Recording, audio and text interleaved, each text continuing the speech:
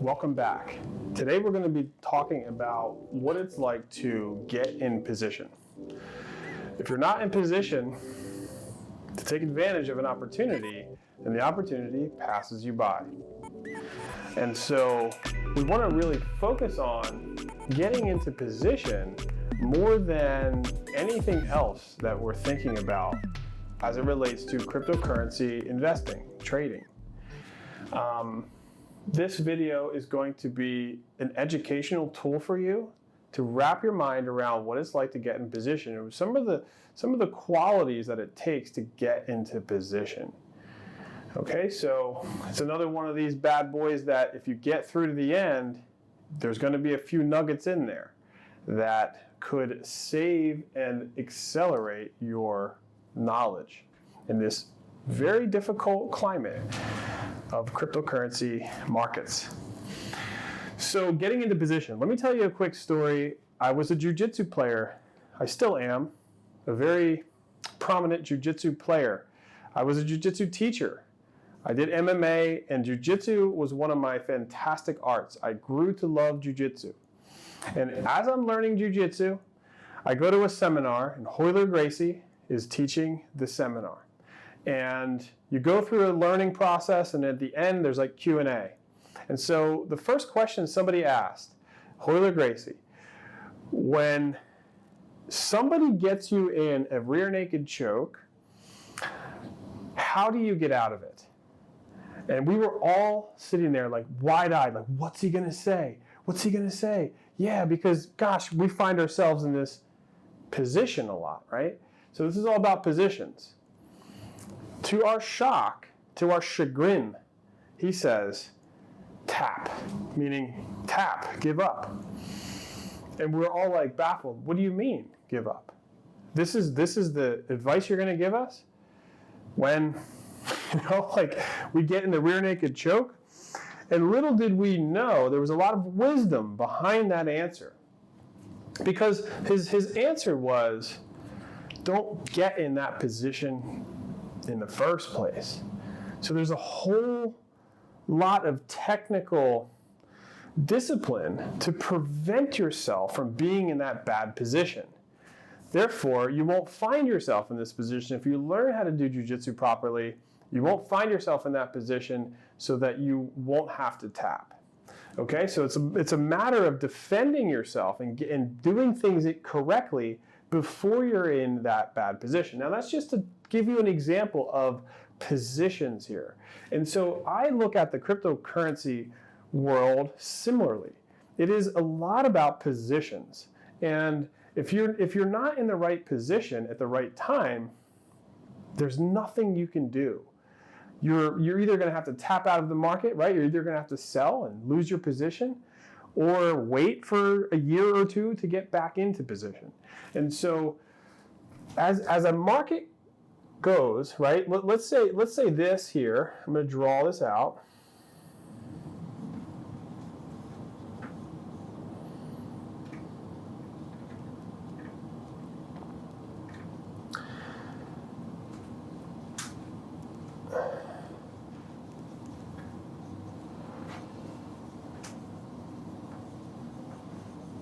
Okay, here's my display of this was a top of the last bull run. Okay, this is the bottom of last bear market. Okay?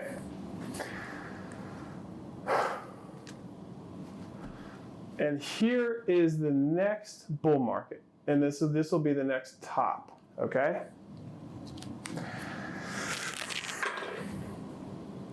So let's say this here was 2021 is when this happened. Okay? Arguably, this here was around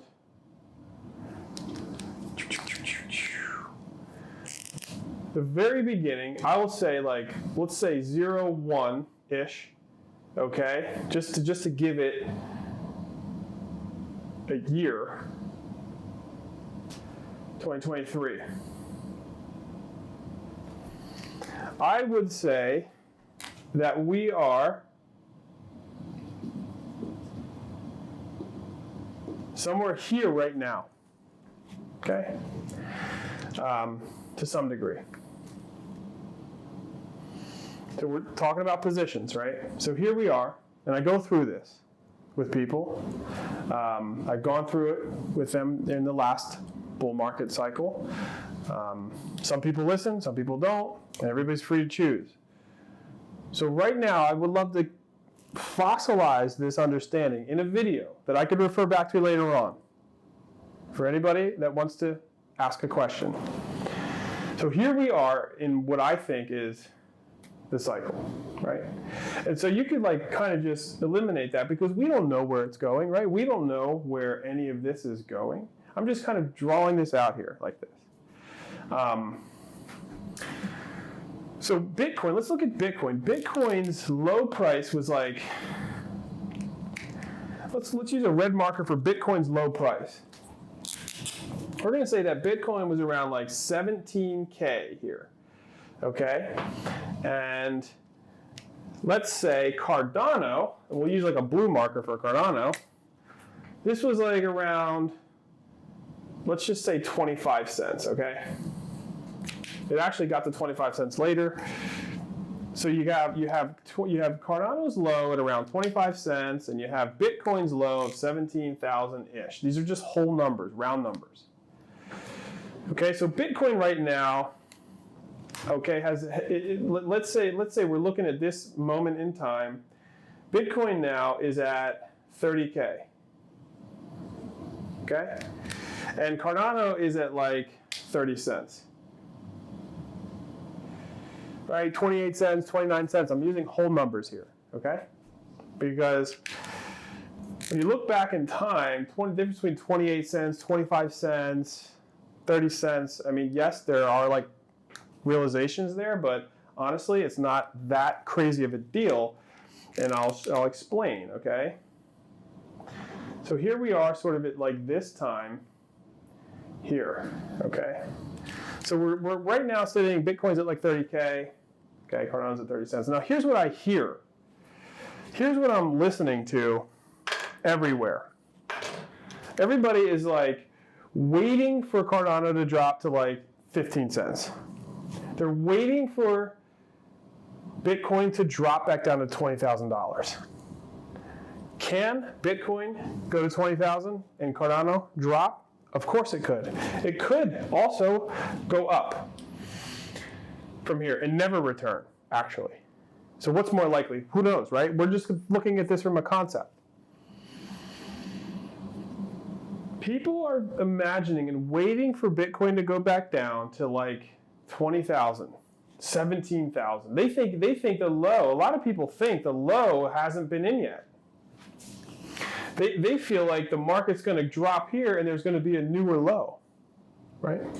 Now, the reason I'm putting this video out is because I'm feeling a lot of similarities during the last cycle that happened. When there is a cycle like this, okay?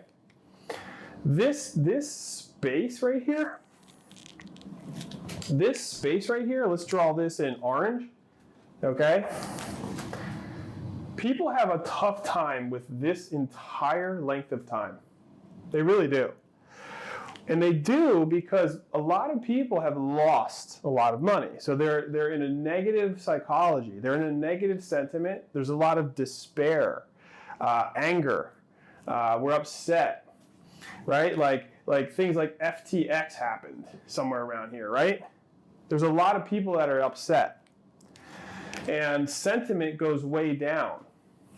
And so when a cycle moves through a transitionary phase from bear to this, like what they call the accumulation phase, the low bottom, the trough, they call it, and then begins to create these higher lows, okay, and higher highs, moving away from a sentiment, a bear market sentiment of lower lows, all right, and lower highs, meaning every time in a bear market, when there's a new low, it's normally lower than the previous low and lower than the previous low. So the lows get lower, and so do the highs. The highs get lower. So they call them lower highs, right? And lower lows. And then what happens is the structure takes time. It takes, it's already been 6 months ago since perhaps, we'll see later on, whether or not this area, like July or January 16th, January 17th area, the January 2023 month was the lowest. It's already been 6 months, but there was a lot of time kind of leading up to that sort of capitulation aspect. And then there's another long period of time. We've already in 6 months. It could take another 6 months or more for us to even understand whether or not this is going up. And what do people do? They're waiting to get in position. They don't want to get in position because they don't want to feel the pain again. And what happens is they tend to miss out when prices go high again. They then seem to want to get into position at the near the tops when these people who have been accumulating, they're selling to these people, and then the same thing happens again. And these people are upset during this entire time. But who's happy are the people who are selling at the top and buying low. So this is a video about what it's like to think about getting in position here. And this is where we're at in our current time. Okay, what about this price right here? This could be like 46K for a Bitcoin. Okay, 50K. Right? This could be like 60K. And then when you see here, right here, this would be the top of Bitcoin bull market last cycle was 67K. So this would be 67K. And sometimes it takes a person to realize the previous all-time high to actually get into position. Because they think that Bitcoin's going to go to $1 million now. Bitcoin's going to go to $500,000. And if you put money into Bitcoin at $67,000 and it goes to $200,000 or even $100,000, yes, you've gained some value, you've gained some money. But what is the difference of getting in position when all these people are naysaying about it? Okay, so this is what I want to drill into our imagination, because where we're at now is arguably one of the last times that you could probably take a position to where you will be able to say later on that you were a part of the bear market bottom as an investor. If at like 30K, right? I mean, of a Bitcoin, or like 30 cents with ADA. Okay, because ADA went down from $3. ADA dropped from $3 to 30 cents, right? This is the ADA color. This is the Bitcoin color. ADA drops to 30 cents. But everybody who's been investing since it was 3 cents is still way up. Right? We're still way up if we're in the game for the duration. And so what I'm trying to explain is if you don't have a position, or this is your first time entering the market, then you're entering the market at a very pristine time. You're actually getting into the market at a place where you could finalize a fantastic position for yourself. And not have to be like these, they call them laggards. People who wait and believe these FUD-type narratives. They believe the sentiment from the despair phase and the declining market, and they can't wrap their minds around the fact that the market is changing. And the market could care less about your feelings The market could care less about your emotions. The market's going to breathe, ebb and flow, and move on with or without you. So it is not about me or you trying to time this market. We have to be in position so that when the market moves, we go with the market. It's kind of like a current. If you fight the current, you're going to find that it's not comfortable. You could fall over and get swept off the waterfall, right? You want to go with the current. You want to go with the current. You want to be aware of waterfall capitulation events, and they have occurred previously back here. And is it that it could happen? There's always a possibility, right? But it's higher than likely that the structure is changing and is going to leave these people behind. These people who are waiting on the sidelines, waiting for this market to go all the way back down to 20K. If it goes to 46K here, it just jumps up and never goes back to 28,000 or whatever, then you're going to be kicking yourself.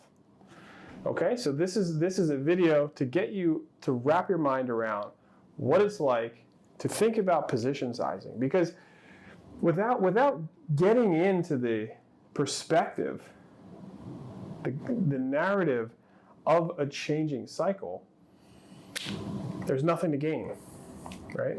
And so here are some attributes that I feel like are necessary to get into position.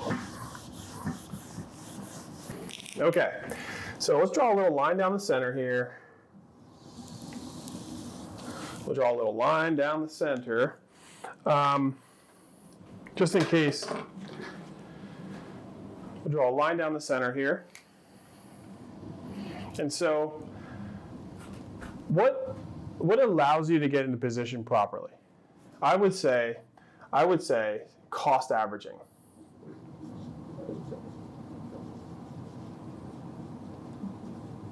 Cost averaging is a big thing. Like when you saw me write that chart, okay, you're coming down from this previous top, right? And then there's this like sideways action, and then things are starting to kind of move up over time. Like this is kind of how charts move. They don't just go up in a straight line. And I was saying that we're somewhere kind of around here, right? This was the bottom, and we're kind of around here. So cost averaging to me, okay, it would look something like this. Like if I don't have my position right now, like if I didn't start taking all these chances here at these like times to just cost average over this entire year, right? Cost averaging is something that you do over a span of time. So if you have $1,000, it's not like you just take $1,000 and put it in right there. Because if you put $1,000 in right here today, and this span of time between here and here, this little increment of time, this could be 2 months of time, right? And so for the next 2 months, you're going to see your $1,000 shrink by 30%. But if you get in today, because we have no idea, like at this very moment in time, like that moment in time, we have no idea where it's going. If it's going, it could keep going up. We have no idea where anything's going. So because of that, we want to employ cost averaging methods. So if I have $1,000, maybe I would have put $100 in right there. So now I have 10 chances. I have 10 chances to add my capital into the market. This is cost averaging. This is how we get into position properly, to take advantage of major swings that can happen later on. So I might put $100 in here, okay? I might put $100 in here, 100 here, 100 here, right? And by the time it goes all the way down here, you might put $200 in. And then as you cost average, what it does is it allows you to take advantage of these lows, okay? And it teaches you about the volatility of the markets. When you put a lump sum in, there's a lot of emotion behind that because you're now nervous about losing that or not. I mean, if you have only $1,000 to spend, or you have $5,000 that you worked hard for and you want to put it in the market and you put it in and you're watching it go down for 2 months, the thing is, what most people do is they're going to sell probably down here at a 30% loss because you don't want to lose all of that $1,000 or $5,000 or $500 or whatever the price is, the money that you're putting in. When you're putting that $1,000 in and it goes down 30%, and you now look at $700, you say, I don't want to go to 5, so you sell. So you're thinking you're protecting your $1,000 or $700 by cashing in down here and getting $700, and then just to watch the market turn back around and start to go on an uprise. When you're cost averaging in with little increments of capital that you are responsible with in your own world, when it goes down like that, you're actually kind of a little bit excited. You're like, wow, okay, this is an opportunity for me to put a little more, put a little more, put a little more. So the emotion dynamic shifts within you when you cost average, and it shows you, it keeps you active and shows you through time, because if you're in this game for serious intentions, you're going to be around through the next bear market also.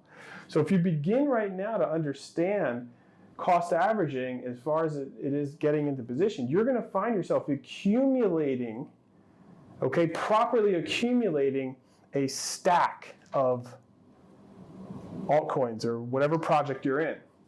Because I would say that personally, right, and you should measure something like this out for yourself, that at a certain time you will stop cost averaging, right? At a certain time, the prices are going to be too high where you will stop getting into position. All right? So, in my view, we're at the last aspect, the last finale of being able to get into position for the upcoming bull market. And so, what are you waiting for, right? What are you waiting for?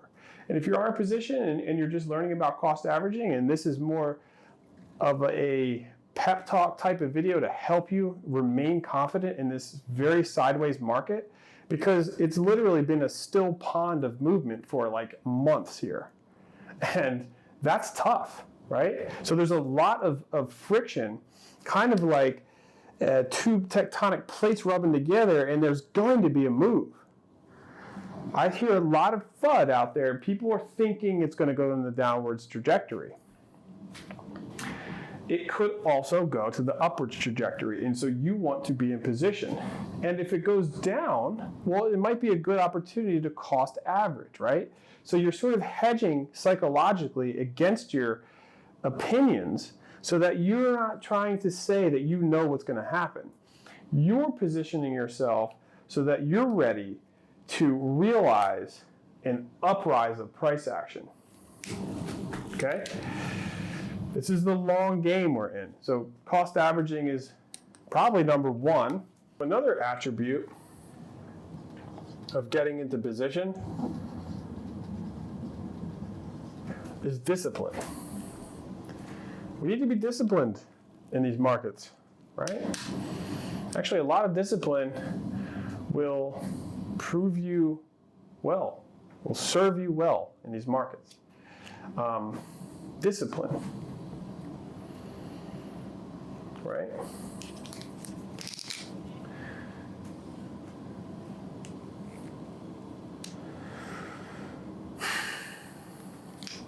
It takes a lot of discipline, actually. I've noticed, even just with myself, with people, it takes a lot of discipline. I'm drawing a green circle between these two red margins because this is when the trigger is set to cost average, to accumulate, to begin to trade your fiat currency into cryptocurrencies, right? And then these times here, okay, these times here, these are the times where we're trading the cryptocurrency perhaps into fiat currency again. So that we can then accumulate more cryptocurrencies in the next cycle. Because see, what happens with disciplined investors and disciplined traders is that when they're coming off, okay, they are buying here, right? They're buying here. They're waiting for 3 years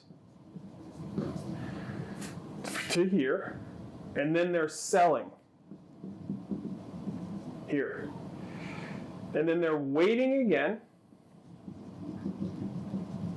for another year, this entire stretch of time, and then they're accumulating again for a year. So they're accumulating again here for a year, and then what are they doing from here to here? What are they doing from this span to this span? They're doing absolutely nothing.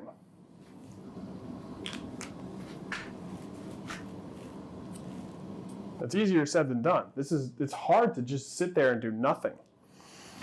But in fact, that's exactly what we should be doing. And then there's a time to be very strategic and active for about a year's time, right? For about a year's time, we're being active and we're cost averaging at certain points. Okay? And then we're waiting for about a year's time, doing nothing really, waiting, letting this thing blossom, letting it, right, flourish.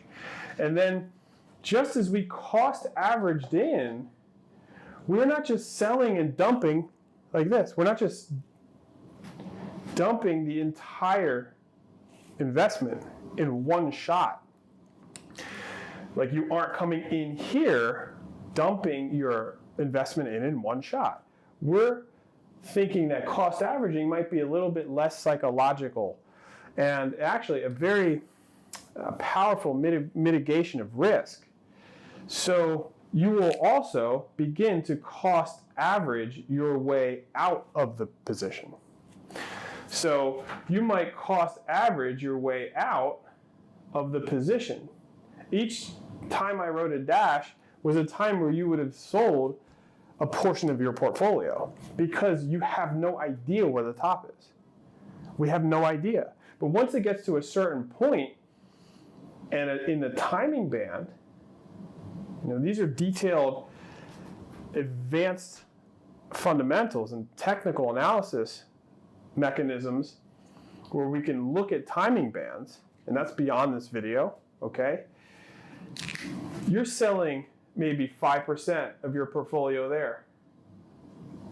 Maybe 5%, maybe 5%, maybe 10%, maybe 10%, 10%. You're trying to cost average your way out because you're leaving some for the upside. So if you sell here, all of it, you sell 100% here, you're going to be kicking yourself that you don't have any left to trade here. So you employ the cost average. That's why it's number one, because it is something that you do when you accumulate, and it is how you unload your position later. Nobody told me this, okay? This is something I had to really understand and think about, and I want to share these thoughts with you. This isn't like something that only I know. I became aware that smart money investors do this exact thing. Wall Street traders, this is what they're doing. Okay? This is actually smart money. Comes into the market here, and smart money sells to the dumb money that comes in. Right? So, what is the dumb money doing here? They're selling. What is smart money doing? They're buying. What is dumb money doing here? They're buying. What is smart money doing here? Selling. So that's why I have a group I call the Smart Money Group. So you want to become a Smart Money member of our group? send us an email at cryptofluency.com, and you'll get a lot more information of how we do this, okay? So this is something to consider. Discipline is huge, and it's difficult. So a way to really be supported with discipline is through a group. So you should consider checking out our Smart Money group and what we got going on at Crypto Fluency. Because I do events where you can ask me questions in real time, okay? And share our thoughts together, because this is no easy task. This is no easy task what we're doing. You could be part of my first giveaway. We have our first giveaway going, and the giveaway for this month, every single month we're going to be doing a giveaway, whether it's an NFT or some tokens. We're going to, in the giveaway, actually educate you on how to onboard yourself into Web3 atmosphere. So just real quick, you're going to need a wallet. You're going to need a public key addressed to that wallet that relates to the Cardano ecosystem. And all that information you can find on the website. It's extremely easy. So check out this month's giveaway. And this month's giveaway is a concept that you could take to the bank. So it's a challenge, okay? This is a challenge that's met with a giveaway. And our monthly challenge is 10% of yours, 10% of what you make is yours to keep. That's going to be the challenge for you. This is how you cost average. Because people say to me, I don't have the money to cost average. I don't have the money to get into the space. I would argue with the person that you actually do, you just are spending it in other areas. You're spending it on too many coffees, or you're spending it on too many materials, or Amazon, or something like this. And if you employ the 10% of what you make is yours to keep, you will have enough to cost average. I built my portfolio on little $30 investments here and there. That cost average $30, $33, $30, sometimes $10, sometimes $100.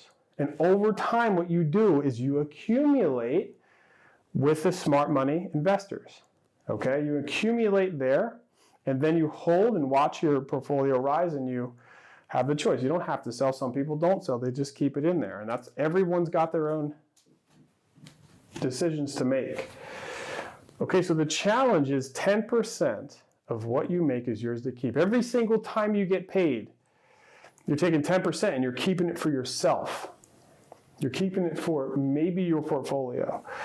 And it is my understanding that if you save 10% every time you get paid, every time you get a birthday card, every time you get money for a holiday, I include that into the 10% of what I make is mine to keep. If you do that, it is my experience that you will still be able to pay your bills and live a life that you're already living. Because what we do with our money is we give it to everybody else. And by the end of it, we don't really have much. And this is a way to save. And actually, a better word for saving is storage. So 10% of what you make is yours to keep. And if you can't save 10%, then work up to it. Save 5%. Work up to 5% if you can't do 5%, 2%. But don't sell yourself short. Try to challenge yourself with 10% of what you make is yours to keep. Just send us an email. It's super easy. You're going to be involved in the challenge, and there's going to be real live utility giveaways as far as NFTs are concerned and some tokens coming up. Okay? So cost averaging, I erased discipline by mistake.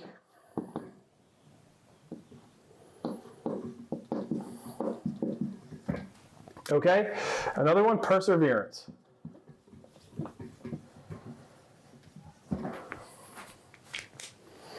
We need to be able to persevere through that time that it takes. We need to persevere through the FUD, through the uncertainty, through the doubt. Okay, we need to be strong. We need to be resilient, right? We need to be able to weather the storm. We need to be able to make the moves we need to make so that we are in the position we should be in. So that we're not in a place where we're about to be in the rear naked choke, right? We're choked out of position. We don't want to find ourselves there. So we want to be strong, okay? We want to be disciplined. We want to be cost averaging. We want to be positive. We want to keep a positive mental attitude. If we're approaching this from the cynical, negative attitude space all the time, commenting negatively all the time about things, then you're going to see that reflect in your portfolio and your growth, right? You're going to see that affect yourself over time. I have a few real estate friends. The ones who are positive, actually, by the end of the year, just seem to sell more properties. The ones who have this like negative mindset seem to struggle a lot more. And they don't have the same close ratio. It's not like those people are doing anything different. It's their positive attitude. Positive attitude is an extremely powerful tool for us to get involved with. And I'll admit that I was not a naturally positive attitude type of person in my life. I have grown to be positive in my thinking, and it has served me very well. So positive attitude, staying strong. We want to persevere. We want to discipline. We want to work at it. Okay, we need to put in the work here. If we're talking about life-changing outcomes of finances, should we not also consider the fact that we might have to put some work into this? Some research? Some understanding? Right? Yes, we do. Too many of the people I talk to have the sentiment that they don't need to put the work in, that they just want to sit there and throw the Hail Mary and gamble their money into the system and hopefully time the market correctly with zero effort. You're going to get nowhere with zero effort. You're going to get everywhere with hard work. Hard work pays off, okay? So think of these. There's so much more I could write down here. I'll stick with these to begin. Okay? Here are some things we don't want to be. We don't want to be emotional with this. We want to keep in mind that the market is not emotional. In the beginning, in my investing journey, it always felt that the moment I put my investment in, the next day it went down. Every single time. The moment I put it in there, it's like I'm thinking, I'm looking at everything perfectly and it could go up and I'm thinking it would go up and it would just go down. And it would go down for months like I showed. Those types of things happen. We cannot be emotional. Because when we become emotional, it affects our state of mind and we become irrational.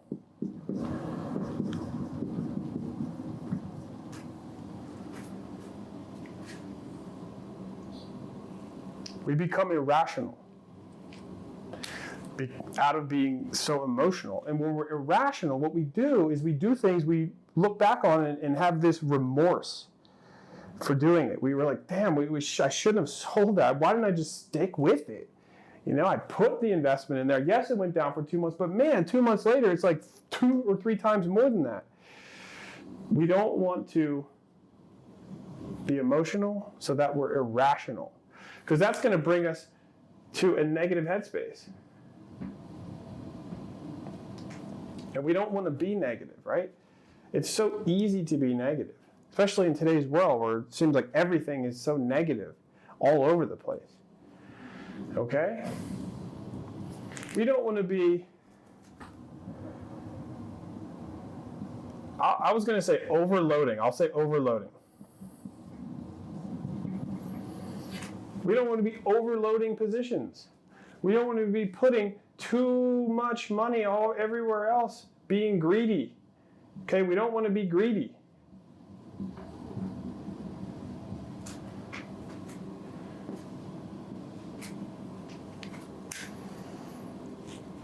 Greedy people in this space lose in the end. They lose. When I was like in my early 20s, my friends and I would go to Atlantic City because we thought that like going down there was the coolest thing ever, and we would try to gamble. it was like something that we did, and everyone was going there at this young age. And maybe you've had that experience too. And we went the first time, and we won like $300, $400, all of us. We just like all won. It was crazy, right? And they always say beginner's luck, and that's what happened to us. And then we went 2 more times, and we lost. And on that third time, I'm going home. We're all going home. We're like upset. We all lost the money. We thought that actually the first time that we won money, like this could be our job. This is how we could make extra money in our college or whatever. We're going home, and we walk home. We're walking home. We go out of the casino, and we're in the parking lot, and there is a guy, that I'll never forget it, sitting there, crumpled up, in the pavement, in a suit. He looked like a respectable dude, crying. He was crying literally, didn't even care that we were there. We walked by, people were walking by, this guy was sobbing, in a suit, crying, outside of the casino, in the parking lot garage area. And that experience changed my life. I said, I will never come in here and do this again, because it's like addicting, right? The gambling is a terrible thing. And I do not imagine the crypto markets as gambling. From then on, I never went back, and I never did, because I thought to myself, what did he do? What could he have done to have that demeanor? How greedy was he, man?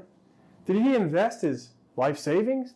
Did he invest something that he could have, can't tell his wife about? Was it his child's college scholarship fund? What did he do? It had to be something greedy. So when you find yourself being greedy in this market, you're going to find, you might get lucky here and there, but you will lose in the end. So greedy is probably the last thing, and I could probably put a lot more, right? I could put a lot more sentiments here on being both positive and both negative. So you don't want to be these, and you want to just be as positive as you can.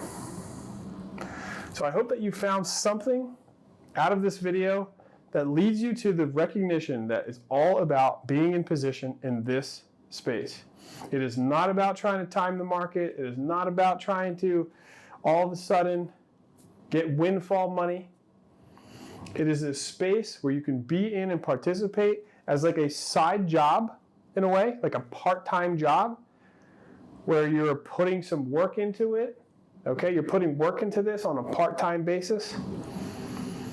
And if you don't have the time, Crypto Fluency is designed for you.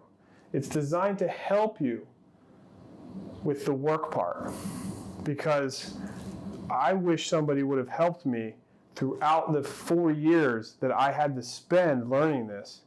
And it takes that amount of time. It takes like a full college degree amount of time to understand what we're doing, to garner the discipline, to persevere through the time it takes to wrap your mind around what we're even investing in. What is blockchain? What is cryptocurrency? What are layer 1s, layer 2s? What are smart contracts? Okay, so getting into position. It's the only thing that we do.